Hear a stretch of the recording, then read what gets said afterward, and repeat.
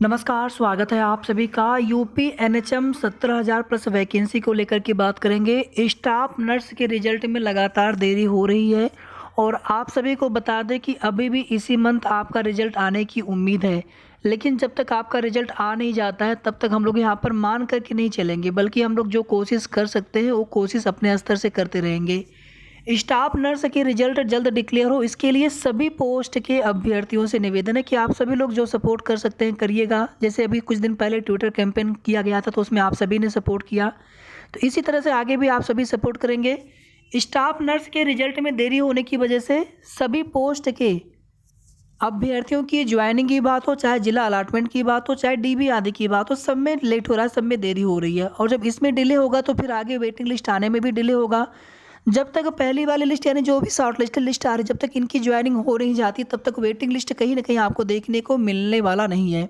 Waiting list आपको बाद में ही देखने को मिलेगा, क्योंकि आप सभी जानते हैं कि यहाँ पर भी बहुत सारी सीटें खाली रहने वाली है। हालांकि जिस तरह से वेटिंग लिस्ट के लिए पहले से ही तैयारियां कर ली गई हैं तो उसमें ऑलरेडी ये देख लिया गया है कि कितनी सीटें खाली रहने वाली हैं, और उन सीटों के सापेक्ष 3 टाइम्स यानी 3 गुना अभ्यर्थियों को पहले ही वेटिंग लिस्ट के अंतर्गत आपके स्कोर कार्ड पर स्टेटस में दे दिया गया है कि आप लोग वेटिंग लिस्ट के अंतर्गत हैं। अब वो बाद में कितने लोग ज्वाइन करेंगे, कितने लोग डीबी स्किप करेंगे, कितने लोग आगे की प्रोसेस में पार्टिसिपेट करेंगे, ये बात की बात है। जैसे मान लीजिए कोई अभ्यर्थी है, उनका 4 प्रोग्राम में सिलेक्शन हुआ है सपोज दैट, लेकिन ये ज्वाइन किसी एक प्रोग्राम में ही करेंगे और ये पता नहीं है एनएचएम को या फिर एजेंसी को कि किस प्रोग्राम में आप ज्वाइन करने वाले हैं। बट इतना तो कन्फर्म है कि 3 सीटें खाली होंगी आपकी वजह से।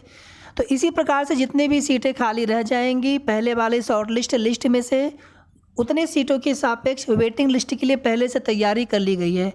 तो जैसे ही पहले लिस्ट की ज्वाइनिंग की प्रोसेस शुरू होगी, आप समझ लीजिए कि उसी के साथ साथ आपको वेटिंग लिस्ट की प्रोसेस भी देखने को मिल जाएगा। हालांकि नोटिस आपको बाद में ही देखने को मिलेगा, और जो भी नोटिस आने होगी एनएचएम की ऑफिशियल यूपी एनएचएम की ऑफिशियल साइट पर ही देखने को मिलेगा, किसी अन्य साइट पर देखने को नहीं मिलेगा।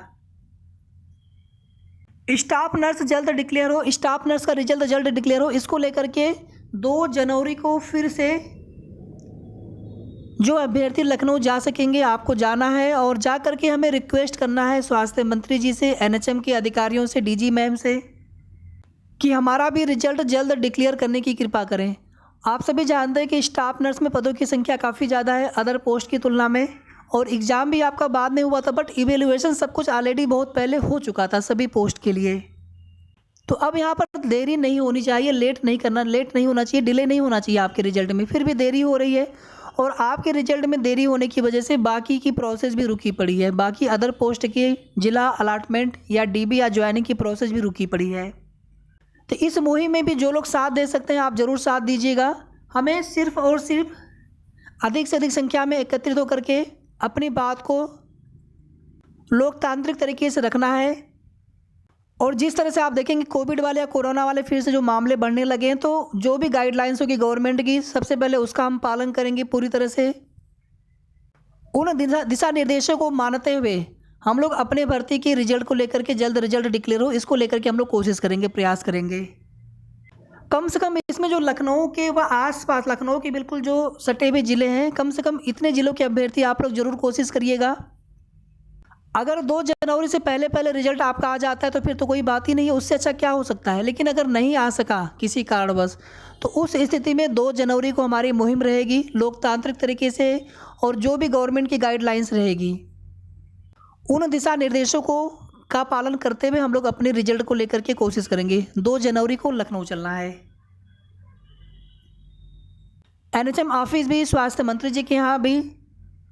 बाकी देखिए 99.9% चांस है कि लोकसभा चुनाव से पहले पहले आप सभी को ज्वाइनिंग दे दी जाएगी।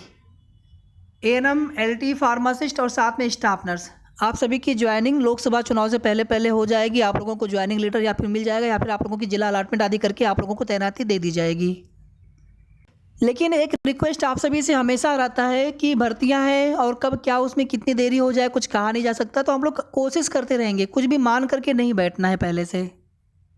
और एक बार जैसे ही आप लोगों की प्रोसेस कंप्लीट हो जाएगी, जितने भी शॉर्टलिस्टेड अभ्यर्थी हैं या फिर स्टाफ नर्स के जितने भी शॉर्टलिस्टेड अभ्यर्थी होंगे, तो आप लोगों की प्रोसेस की तुरंत बाद वेटिंग लिस्ट वाली प्रोसेस भी देखने को मिल जाएगी।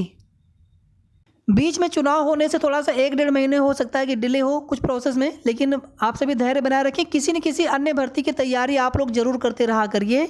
आने वाले टाइम में यूपी SSSC PET 2023 से मेडिकल की कई वैकेंसीज आपको देखने को मिलेंगे। अब बाद में आप सभी ये मत कहिएगा कि पहले आप सभी को बताया नहीं गया था। पेट 2023 का फॉर्म भरने के लिए भी हमने कई बार कहा था, एग्ज़ाम देने के लिए भी हमने कई बार कहा था, और अब आप सभी से तैयारी करने के लिए भी कह रहे हैं बार बार। PET 2023 में आपके चाहे कितने भी कम नंबर क्यों ना हो, लेकिन आप लोग तैयारी करते रहिएगा आने वाली परमानेंट वैकेंसी के लिए, या फिर कोई भी परमानेंट वैकेंसी आती है तो कोशिश आप सभी करते रहिएगा हमेशा। इस बार जिला अलॉटमेंट में लगभग सभी को अपना जिला या फिर नज़दीक का जिला मिलने वाला है। आपको भले भरोसा ना हो, लेकिन ऐसा ही कुछ देखने को मिलेगा। बाकी आपके मन में कोई भी सवाल हो आप कमेंट करके पूछ सकते हैं। वीडियो को आप सभी प्लीज़ लाइक करके शेयर कर दीजिएगा, और अगर आपने अभी तक चैनल को सब्सक्राइब ना किया हो तो सब्सक्राइब सबसे पहले कर लेंगे। हमारी पूरी कोशिश रहती है जो भी सही और ऑथेंटिक जानकारी हो समय समय पर आप सभी को हमारे चैनल के माध्यम से मिलती रहे। धन्यवाद।